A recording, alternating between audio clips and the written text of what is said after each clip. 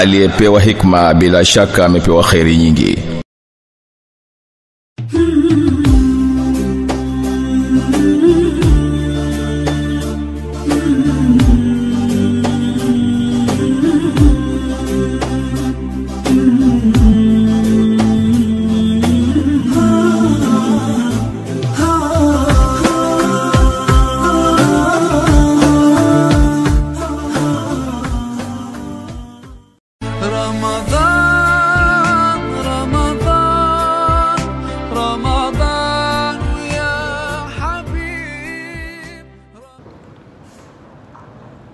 صدق الله العلي العظيم وبلغ الرسول النبي الكريم ونحن على ذلك من الشاهدين وله من الذاكرين. صدق ربنا ذو الجلال والإكرام. اللهم انفعنا بالقرآن وعمنا بالغفران. اللهم ذكرنا منه ما نسينا وفهمنا منه ما جهلنا وارزقنا تلاوته آناء الليل وأطراف النهار على النحو الذي يرضيك عنا واجعله حجة لنا لا حجة علينا يا رب العالمين وتمم به نعمك علينا يا أرحم الراحمين. اللهم صل على سيدنا محمد وعلى آل سيدنا محمد كما صليت على سيدنا إبراهيم وعلى آل سيدنا إبراهيم وبارك على سيدنا محمد وعلى آل سيدنا محمد كما باركت على سيدنا إبراهيم وعلى آل سيدنا إبراهيم في العالمين إنك حميد مجيد. أما بعد فإن أصدق الحديث كتاب الله وخير الهدي هدي سيدنا محمد صلى الله عليه وسلم وشر الأمور محدثاتها وكل محدثة بدعة وكل بدعة ضلالة وكل ضلالة في النار. أعوذ بالله من الشيطان الرجيم.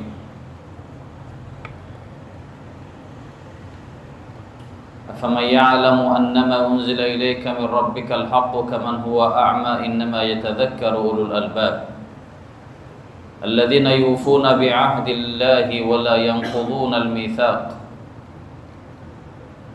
والذين يصلون ما أمر الله به أن يوصل ويخشون ربهم ويخافون سوء الحساب والذين صبروا ابتغاء وجه ربهم وأقاموا الصلاة وأنفقوا مما رزقناهم سرا وعلانية ويدرؤون بالحسنة السيئة أولئك لهم عقبى الدار جنات عدن يدخلونها ومن صلح من آبائهم وأزواجهم وذرياتهم والملائكة يدخلون عليهم من كل باب سلام عليكم بما صبرتم فنعم عقبى الدار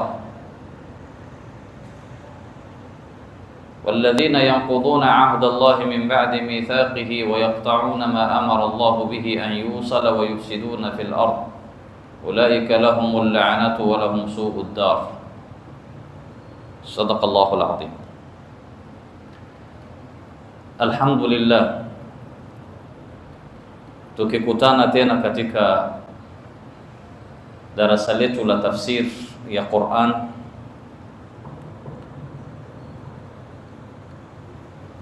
tukiwa tumefahamishwa katika aya zilizotangulia mfano aliopiga Mola Subhanahu wa Ta'ala wa kuteremsha kwake maji ambayo yakaenea katika ardhi, katika jangwa, na tukafahamishwa mfano huo ukiwa ni mfano wa mu'min na mfano wa yule ambaye hajamwamini Mola Subhanahu wa Ta'ala. Vile vile tukaambiwa kwamba ni mfano wa mtu mwenye elimu na yule ambaye hana elimu, na tukafahamishwa kwamba wale ambao wamemuitikia Mola Subhanahu wa Ta'ala, Mwenyezi Mungu amewawekea thawabu kubwa siku ya kiyama ya kuingia peponi, na wale ambao hawakumuitikia Mola Subhanahu wa Ta'ala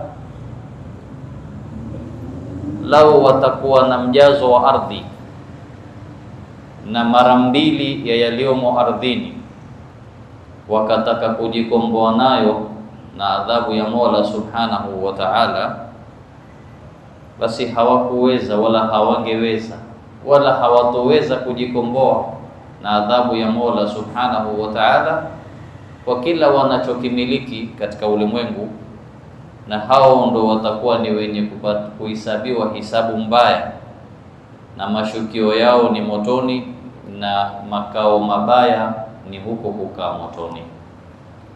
Hizi ndo aya ambazo zimetangulia kuelezwa katika sura hii, aya ya 17 na 18. Qur'an, aya za Qur'ani za tafsiriana zenyewe kwa zenyewe, ama baadhi ya aya zinakuja kueleza maelezo yaliyoelezwa kwa jumla katika aya fulani, ikaja ikaeleza kwa uwazi zaidi na kwa ufafanuzi zaidi. Mfano tuliopigiwa alikuwa ni mfano wa mu'min na kafir, mfano wa mtu ambaye amepewa maarifa na ilmu akawa ni mwenye kutumia kwa kunufaisha watu, na mwingine ambaye amepewa ilmu lakini akawa hanufaishi, bali akawa ni mwenye kupoteza kwa elimu yake na akapotea yeye mwenyewe. Tukapigiwa mfano vile vile ni mfano wa mtu ambaye anafanya mambo kwa ikhlas na yule ambaye anafanya mambo bila ikhlas. Yale ambayo yameasisiwa na kuendeshwa kwa ikhlasi huwa yanadumu, amma ma yanfa'u an-nas fayamkuthu fil ard, na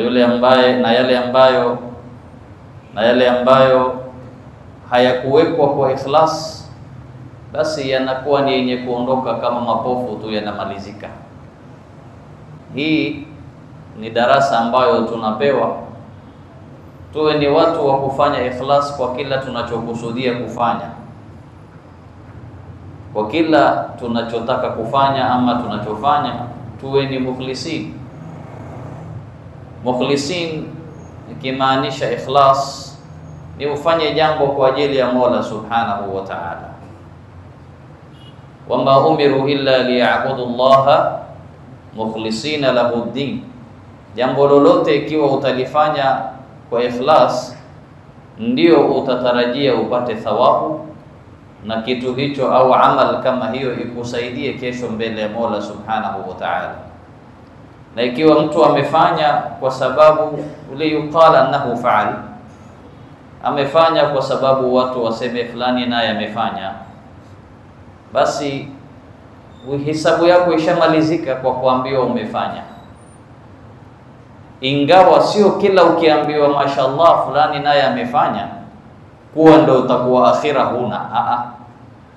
Itategemea nia yako. Bali ulama wanatuambia maana ya ikhlas ni mtu kusifiwa na kutosifiwa kwake ni sawa sawa, bali kusifiwa au yani kusifiwa na kukosolewa ama kutukanwa kwake ni sawa tu, kwa sababu alikuwa hajakusudia yeye wala hajataka kusifiwa, na ikiwa hakusifiwa pia ilikuwa sio kusudio lake, na ikiwa bali amelaumiwa ama ametajwa vibaya kwa kitu kizuri alichokifanya, pia ilikuwa yeye haimuhusu. Yeye anaangalia wajha Allah Subhanahu wa Ta'ala, yeye anakusudia mimi nimekaa hapa na nimefanya hili kwa ajili ya Mola Subhanahu wa Ta'ala. Sawaan watu wakanisifu wakanitaja, ama hilo haliniongezei wala halinipunguzii, na hata wakanitaja vibaya pia hawanipunguzii wala hawaniongezei chochote. Ndio watu wanafanya namna hiyo, na sisi insha Allahu Ta'ala tuwe ni wenye kufanya kwa ajili ya Mola Subhanahu wa Ta'ala, kwa sababu hakuna kinachobakia wala kinachodumu ila kilichokusudiwa wajha Allah Subhanahu wa Ta'ala. Tayeb, Mola Subhanahu wa Ta'ala anatuambia katika hizi aya, afaman ya'lamu annama unzila ilayka min rabbika alhaq kaman huwa a'ma, je yule ambaye yajua kwamba hili ambalo umeteremshiwa kutoka kwa Mola wako ndio haki, ni sawa na mtu ambaye ni kipofu? Ndio tukaambiwa mfano uliotangulia wa kupigiwa, tukaambiwa anzala minas samai ma'an fasalat awdiyatun biqadariha fahtamala as-saylu zabadan rabia, ni mfano wa mtu anayejua na asiyejua. Na ndio utaona munasaba ya aya. Baada ya hapo tu aya ya pili imekuja kueleza, je, afaman ya'lamu, je anayejua, annama unzila ilayka, hii uloteremshiwa ya Qur'ani, min rabbika, kutoka kwa Mola wako, alhaqu, kuwa ni haki, anayejua hilo, kaman huwa a'ma, ni kama mtu ambaye ni kipofu, yani asiyejua hilo. Je, anayejua kwamba hii uloteremshiwa na Mola ya Qur'ani kuwa ni haki na ni ukweli, anayejua hilo ni sawa na kipofu asiyejua hilo? Na Mola subhanahu wa ta'ala anauliza, na istifham taajubi ama istifham taqriri, kwamba taban la yastawiyan, hawalingani. Anayejua kwamba hii uloteremshiwa na Mola ya Qur'ani ni haki halingani na yule ambaye hajui hilo. Innama yatadhakkaru ulul albab, hakika wanaedheka na wanakumbuka wenye akili. Ulul albab, wenye akili. Lub ni akili, jamu yake ni albab. Tayyib, alladhina yufuna bi'ahdi Allah. Sasa hao wenye akili na hao wanaojua kwamba ulioteremshiwa kutoka kwa Mola wako ni haki, ambao hawalingani na wale ambao ni vipofu, wao sifa zao ni zipi? Wale ulul albabi, wenye akili, sifa zao ni zipi? Wale walioamini, sifa zao ni zipi? Wale waliojua kwamba hii Qur'ani ulioteremshiwa na Mola ni ukweli, sifa zao ni zipi? Tayeb, Mola anasema alladhina yufuna bi'ahdi Allah, wale ambao wanatekeleza ahadi ya Mola subhanahu wa ta'ala. Ahadi ya Mola, ahadi ya kwanza ni ahadi ambayo Mola subhanahu wa ta'ala amewapa dhurriyat Adam, yani alipowatamsha vizazi vya Nabii Adam kabla hata hawajazaliwa wala hawajaja ulimwenguni katika alamu dharra, alipowatamsha na kuambia alastu birabbikum, wakajibu wakasema bala, tumekubali. Naam, tumekubali kwamba wewe ndio Mola wetu, wewe ndio muumba wetu na ni mlezi wetu. Sasa ile ahadi iliyochukuliwa kwa wanadamu kuanzia walipokuwa katika mgongo wa Nabii Adam kabla hata hawajazaliwa, ile ahadi sasa wanatakiwa watekeleze watakapokuja ulimwenguni, ili wale ambao wamemkubali Mola na kumwabudu ndio wale walioitikia katika ulimwengu wa dharra na ulimwengu wa kizazi cha Nabii Adam alipokuwa hata hajawazaa. Wale waliochukua ahadi wakasema naam ya Rabbi, sisi tumekubali wewe ndio muumba wetu. Sasa ukija ulimwenguni ukienda kinyume na ahadi hiyo, basi wewe utaambiwa umevunja ahadi uliochukua kwa Mola subhanahu wa ta'ala, kwamba wewe ni mja wake na yeye ni muumba wako aliyekuumba.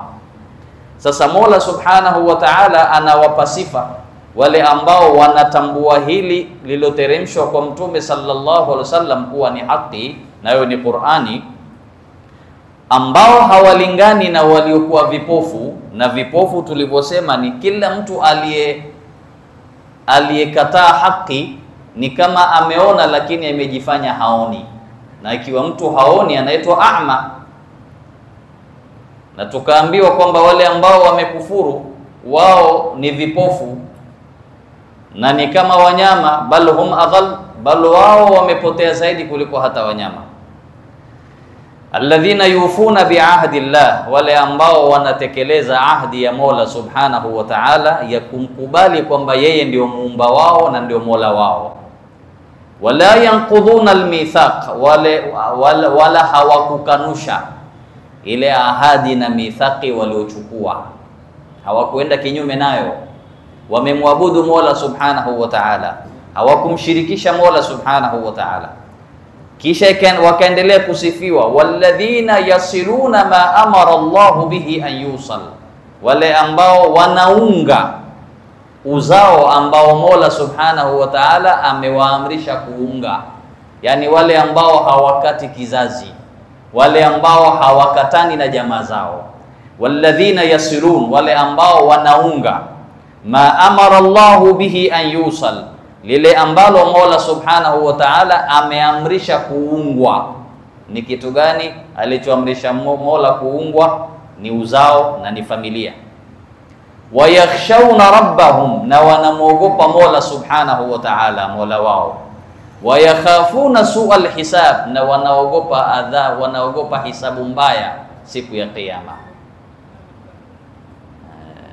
Wa amma man utiya kitabahu biyaminihi fasawfa yuhasabu hisaban yasira, wa amma man utiya kitabahu bishimalihi fasawfa yuhasabu hisaban fasawfa yad'u thubura wa yasla sa'ira. Naam, hao wanaogopa hisabu mbaya namna hiyo. Kuna hisabu kali siku ya Kiyama. Wale watakaopewa kitabu chao kwa mkono wa kulia, fasawfa yuhasabu hisaban yasira, atahesabiwa hisabu rahisi tu, wewe anawekewa nenda. Lakini ukipewa kitabu chako kwa mkono wa kushoto, inasemaje?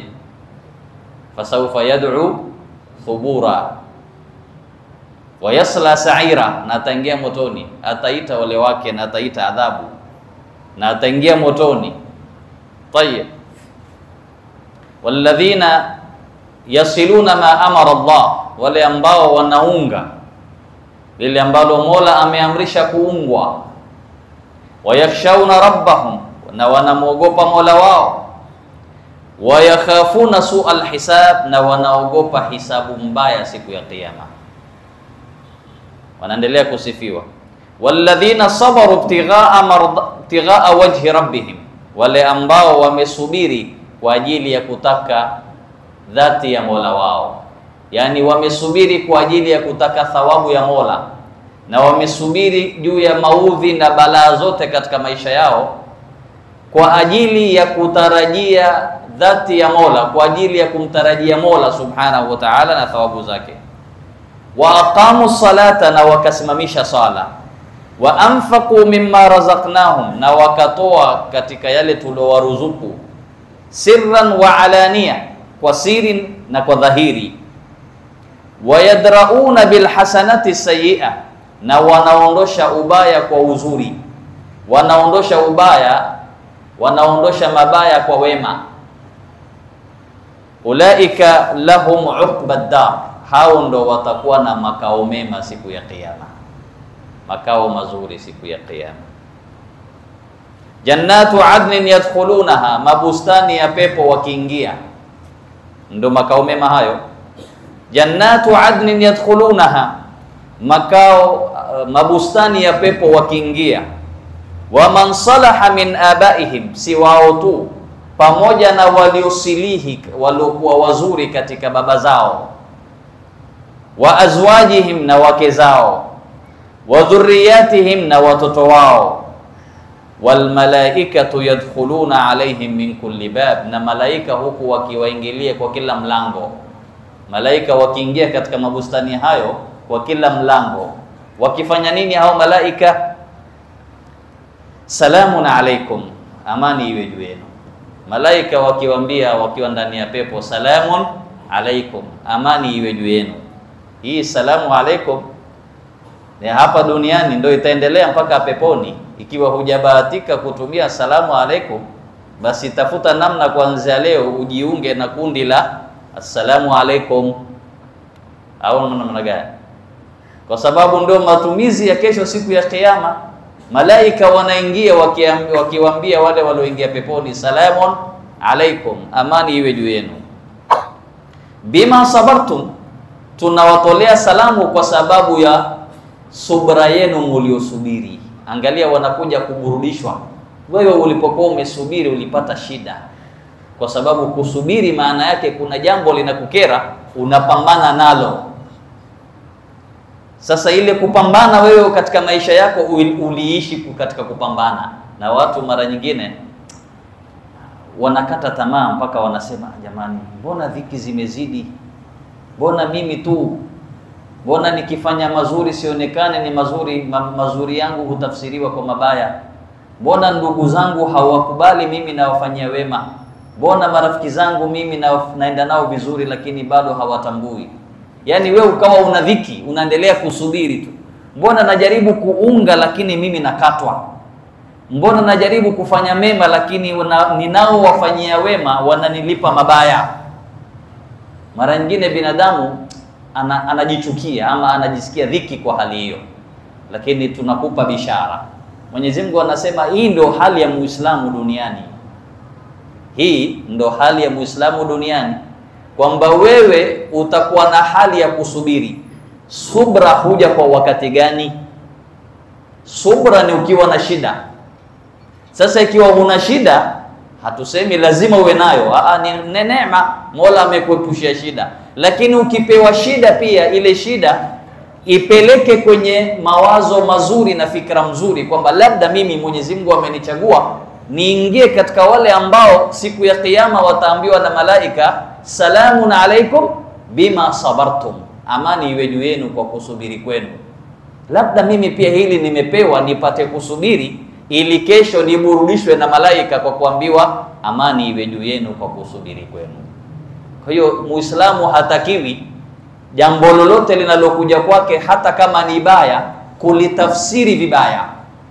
Hili baya litafsiri vizuri, kwamba labda mimi Mwenyezi Mungu amenitaka niwe katika wenye kusubiri na anisaidie kusubiri, ili kesho siku ya kiyama machungu ya kusubiri na dhiki ya kusubiri iwe kwangu ni kuambiwa na malaika, salamun alaikum bima sabartum, amani iwe juu yenu kwa kusubiri kwenu. Tayyib. Fa ni'ma uqba dar, basi makao mema mazuri ni haya ambayo mmepewa na Mola Subhanahu wa Ta'ala. Hizi aya zina mambo mengi sana. Mambo mengi sana ya mafundisho. Angalia, tushatoka katika kuthibitishiwa utendakazi wa Mola Subhanahu wa Ta'ala. Tushafahamishwa sifa za Mola Subhanahu wa Ta'ala. Tushafahamishwa Mwenyezi Mungu anavyopeleka mambo mbinguni na ardhini. Tushaelezwa yote hayo. Tukapewa mfano wa mtu mu'min na asiyekuwa mu'min. Sasa tunaendelea kupewa huyu ambaye Mwenyezi Mungu anatuambia leo, afaman ya'lamu annama unzila ilayka min rabbika alhaq kaman huwa a'ma. Je, yule ambaye yajua kwamba hii Qur'ani iliyoteremshiwa na Mola wako ni haki, anaweza kuwa sawa na mtu ambaye ni kipofu, ambaye hajaamini hayo, ambaye hajajua? Na hapa masala tufahamu vizuri. Afaman ya'lamu, sio afaman yu'min. Yule ambaye yajua kwamba hii Qur'ani iliyoteremshiwa na Mola ni haki, anakuwa sawa na mtu ambaye ni kipofu asiyejua hilo. Ina maana aya hii inatuita sisi waumini kujua na kusoma kitabu hiki alichoteremshiwa Mtume sallallahu alaihi wasallam. Na hakuna kilichotuweka hapa isipokuwa kutaka kujua hayo. Juzi nilikuwa na moja katika marafiki zetu na wazee wetu hapa, alikaa watu wa kutoka sehemu za Northeastern huko mbele huko. Baada ya darasa akanambia, ustadh, darasa mzuri, lakini mimi kila nikimwangalia mtu simuoni anayeshika msahafu kufuatilia ili darasa mnalosomesha. Naona ni hasara kubwa sana kwamba watu wamekaa wanasikiliza tu, lakini hawafuatilii na waangalii kwenye msahafu. Kanambia, lau ingekuwa ni kwetu, basi hili darasa ingekuwa utamwona kila mtu msikitini ameshika msahafu, anajua ni aya ya ngapi, ni sura gani, aya namba ngapi, yuasoma kama mwanafunzi anavyosoma. Na ni kweli hatusemi jamani, ustadhi leo kidogo ametuchapa. Wadhakir fa inna dhikra tanfa'ul mu'minin. Tunaeleza hali tofauti yetu na tofauti ya baadhi ya ndugu zetu wengine wa kutoka sehemu zingine. Wewe nenda msikiti wowote wa ndugu zetu ambao ni wa kutoka Northeastern, kuanzia Mombasa, Nairobi, wapi, utaona shekhe akikaa akishika msahafu kusomesha, kila mmoja ameshika msahafu. Shekhe akitangaza darasa la hadithi, kitabu fulani, kesho kila mmoja ataenda kununua kitabu hicho, ndio anaanza kusoma. Watu wa miaka 70, 60, 50, kila mmoja ameshika kitabu chake akifuatilia shekhe akisomesha. Kwa hiyo tupatilize fursa, insha Allah. Masikio yetu ni mazuri sana ya kushika, lakini ukiongeza pia macho pia yaangalie yanayosomwa. Kwa wale ambao wangependelea hilo, basi ni nzuri zaidi, tutakuwa tunasikiza na huku tukisoma kile ambacho kinasomeshwa. Ni kama ukumbusho, wala sio kupiga vijembe. Hatuna vijembe sisi. Afaman ya'lamu annama unzila ilayka min rabbika alhaqqu kaman huwa a'ma, la hawalingani. Inma yatadhakkaru ulul albab alladhina yufuna bi'ahdi Allah. Hebu leo katika darasa letu tutoke na sifa za watu wema waumini waliotambua kitabu alichoteremshiwa Mtume sallallahu alaihi wasallam, waliosifiwa kwamba hao ndo wenye akili. Sifa zao ni zipi? Ya kwanza, alladhina yufuna bi'ahdi Allah, wale ambao wanatekeleza ahadi ya Mola subhanahu wa ta'ala. Mtume sallallahu alaihi wasallam alijiliwa na mmoja katika Arabi, mtu wa mbedwi kutoka sehemu za mashambani. Hadithi imepokewa na Abu Ayyub al-Ansari, anatuambia alikuja mbedwi mmoja kwa Mtume sallallahu alaihi wasallam, anamwambia ya Rasulullah, umetuita sana sisi tukuunge mkono na tukuchague, yani tukufanyie bai'a. Maana bai'a ni kumuunga kiongozi mkono kwa kumpatia support ya kumwambia nimekubaya, nimekuchagua, nimeamua kukufuata, inaitwa bai'a. Huyu mbedwi alimuuliza Mtume sallallahu alaihi wasallam, umetusisitiza sana sisi tukufanyie bai'a. Maana bai'a tukuvote, yani tukuunge mkono. Sasa tukuvote kwa lipi? Tukupe support yetu kwa lipi? Ili ahadi yetu tukupe kwa kitu gani? Mtume sallallahu alaihi wasallam akamwambia, nipeni ahadi ya kwamba nyinyi hamutomshirikisha Mola subhanahu wa ta'ala na chochote. Nichagueni kwa kuniahidi kwamba nyinyi hamutomshirikisha Mola kwa kitu chochote. Wakampa ahadi. Na kitu cha pili, muniahidi kwamba mutasimamisha swala, hamutoacha swala. Na kitu cha tatu, muniahidi kwamba mutatoa zaka. Na kitu cha nne, muniahidi kwamba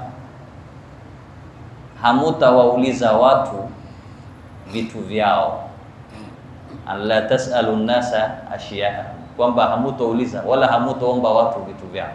Yani Mtume anataka watu wamvote kwa kutomshirikisha Mola subhanahu wa ta'ala, na kusimamisha swala, na kutoa zaka, na kutowaomba watu. Yani usimuulize mtu usaidizi, hiyo ndio bai'a. La, hivi nikimuomba mtu nitakuwa nimetoka kwenye ahadi yangu kati yangu na Mtume sallallahu alaihi wasallam? Anatuambia mufassir kwamba maswahaba waliposikia neno hilo, kuanzia siku hiyo baadhi yao walikuwa hata wakiangusha fimbo walikuwa hawaombi usaidizi wa kupewa fimbo. Yani mtu hata akaangukiwa na kitu hamwambii mwenzake nipe kitu changu, anaamua yeye mwenyewe kuokota kitu chake. Na akitaka kubeba kitu basi hataki kusaidiwa na mwenzake, ataka kujisaidia yeye mwenyewe.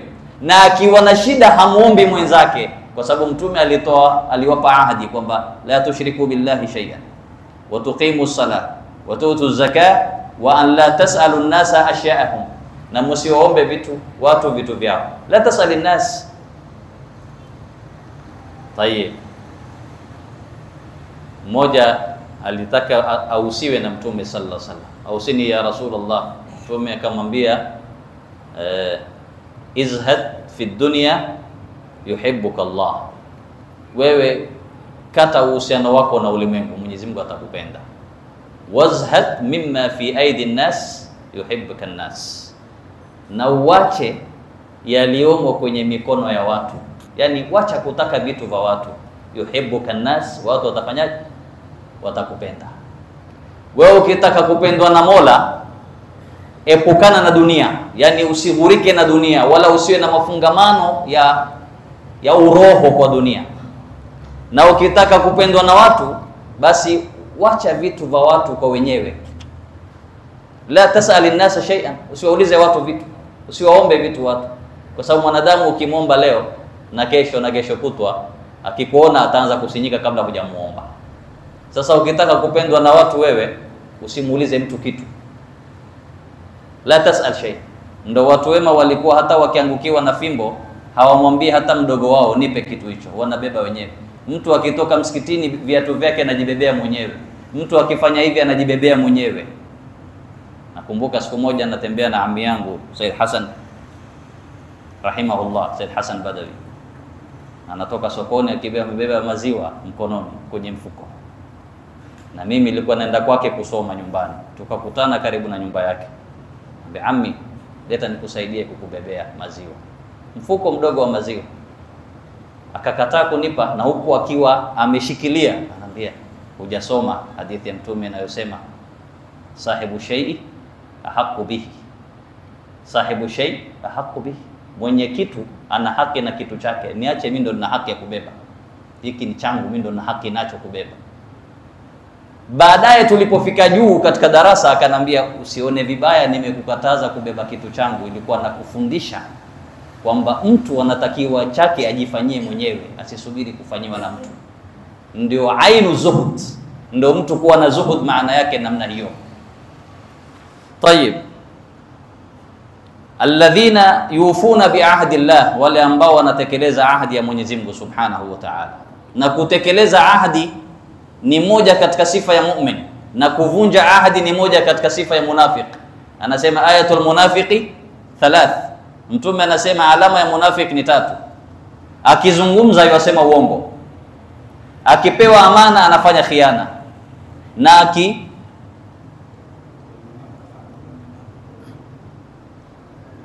idha hadatha kadhab wa idha tumina khan wa idha wa'ada akhlaf. Akitoa ahadi anakhalifu ahadi. Ndio Qur'ani inatuambia alladhina yufuna bi'ahdillah. Hao ndio wenye sifa ya imani. Ukiwa na sifa ya kukanusha au kukhalifu ahadi, kuvunja ahadi, basi wewe ni munafik. Mtume aishasema alama ya munafik akizungumza uongo, maneno yake lazima achanganye na uongo. Akichukua ahadi hatimizi, anavunja. Na akiaminiwa, akipewa amana kufikisha kwa watu, akhlaf au khan, anafanya khiana. Akipewa peleka 100 anakata 20, anapeleka 80. Akipewa 1000 peleka, anapeleka 800. Wa hakadha, yani anakuwa na khiana au hata hapeleki. Sasa Mwenyezi Mungu anawasifu wale ambao wameamini na wakatambua aloteremshiwa Mtume sallam. Sifa ya kwanza ni alladhina yufuna biahdillah wala yanquduna almithaq, wala hawakanushi wala hawakati ahadi waliochukua, hawakhalifu ahadi waliochukua mithaq. Walladhina yasiluna ma amara Allah, na wale ambao wanaunga uzao ambao Mola ameamrisha kuungwa. Angalia, silatul rahim ni katika ahadi Mtume sallallahu alaihi wasallam amewapa waumini. Maana silatul rahim ni kuunga uzao. Na silatul rahim maana yake sio kumuunga anayekuunga. Hata Mtume anasema laisal wasilu bil mukafi, yule mwenye kuunga uzao sio wa kulipiza, yani kwamba umefanyiwa na wewe ndio mfanyie mtu. Innamal wasilu man wasala man qata'ahu, au kama qala. Yule muungaji uzao ni yule ambaye anaunga familia zake na jamaa zake waliomkata, sio unawaunga waliokuunga. Sisi wanadamu haya mambo tunafikiria kirahisi rahisi. Aliyekuunga ana haki umuunge, naam, kwa sababu amekuunga. Lakini Mtume hazungumzii hilo. Mtume anazungumzia kuunga uzao, maana yake ni watu wako waliokukata wewe ukawaunga. Wama yulaqaha illa alladhina sabaru. Hilo si rahisi kufanywa na mtu yoyote ila aliyepewa imani na Mola Subhanahu wa Ta'ala. Hivi wewe unamuunga mtu ambaye anakukata waziwazi, ukimuita kwako haji, nenda kwake wewe akikuita. Bali hata asipokuita, madamu ni mtu wako, nenda. Ndio maana ya kuunga uzao, sio kumuunga anayekuunga, ni kumuunga aliyekukata. Na Mtume anasema rahim imeunganishwa na arshi ya Mola Subhanahu wa Ta'ala. Inamwambia Mola Subhanahu wa Ta'ala kila siku, ya Rabbi, muunge aliyeniunga na umkate aliyenikata. Yani rahim, kizazi au uzao au ufamilia, unaomba kila asubuhi, kumwambia Mola Subhanahu wa Ta'ala, ya Rabbi, aliyeniunga muunge, na inamwambia Mola aliyenikata mkate. Sasa ule uzao unakuapiza kila asubuhi. Ikiwa umewakata jamaa zako uzao, unasema ya Rabbi, huyu aliyenikata mkate. Wayakhshawna rabbahum, wanamuogopa Mola wao na wanaogopa hisabu ambayo itakuwa ni kali na hisabu mbaya siku ya Kiyama. Walladhina sabaru, sifa ya tatu, wale wanaosubiri. Sifa ya nne, kwa ajili ya kutaka radhi ya Mola Subhanahu wa Ta'ala. Wewe utakavyofanyiwa maudhi, utakavosumbuliwa, utakavofanyiwa vitimbi, kuwa na subra kwa ajili ya kutaka thawabu. Muislamu anatakiwa awe katika hali hii. Angalia kila mema ambayo tumesifiwa nayo ni jambo ambalo kibinadamu ilikuwa huwezi wewe kufanya. Hivi mimi kila siku nichokozwe tu, nifanyiwe vitimbi tu, nikae nikiangalia tu. Kaa ukiangalia kwa roho safi, kwa kutaka thawabu, Mola akuweke katika daraja ya as-sabirin, wale wanaosubiri kwenye maudhi ya watu. Usiwe mnyonge, lakini puuza mambo, puuza huku ukitaka thawabu. Walladhina sabaru ibtighaa wajhi rabbihim wa aqamu salata. Sifa ya tano, wanasimamisha swala. Hao watu wamefungamana na ibada. Wa anfaqu mimma razaqnahum. Sifa ya sita, wanatoa kile alichowapa Mola Subhanahu wa Ta'ala. Kwa hao wanaowafanyia maudhi, mara nyingine wanawapa, na kwa wale waliowakata katika jamaa zao pia hawawanyimi, kama ni kuwapa wanaendelea kuwapa. Yunfiquna walladhina wa anfaqu mimma razaqnahum sirran wa alaniya, kwa siri na kwa dhahiri. Kukihitajika ni kufanywa mchango na kutolewa dhahiri, toa dhahiran, usiogope madamu ni mukhlis. Na ikiwa kuna hali ambayo wewe ndio unayatambua wataka kufanya ibada ya siri, basi nenda watu ukawafanyie mambo siri. Watu walikuwa wakichukua mifuko ya dhahabu zamani, au qia zile za dhahabu, ndani kuna mithqal kadha.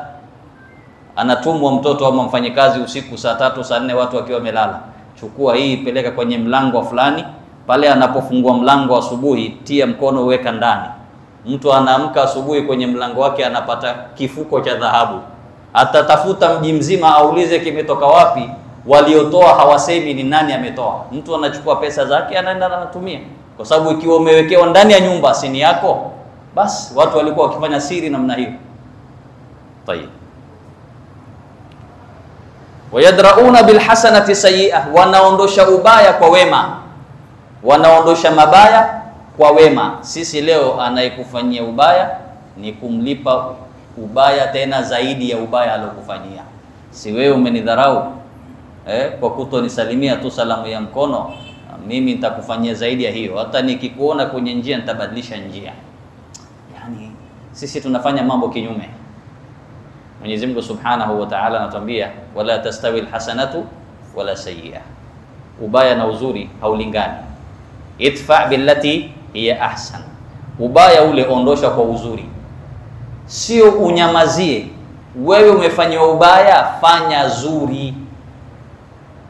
Unapofanywa ubaya ukinyamaza, inaonekana bado wewe unatafuta nafasi ya kulipiza.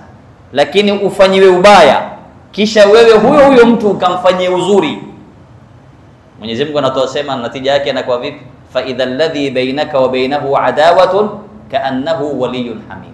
Utamkuta yule ambaye alikuwa ni adui wako amebadilika, amekuwa ni rafiki mzuri kwako wewe, kwa sababu ya wewe kumlipa mema kwa mabaya aliyokufanyia.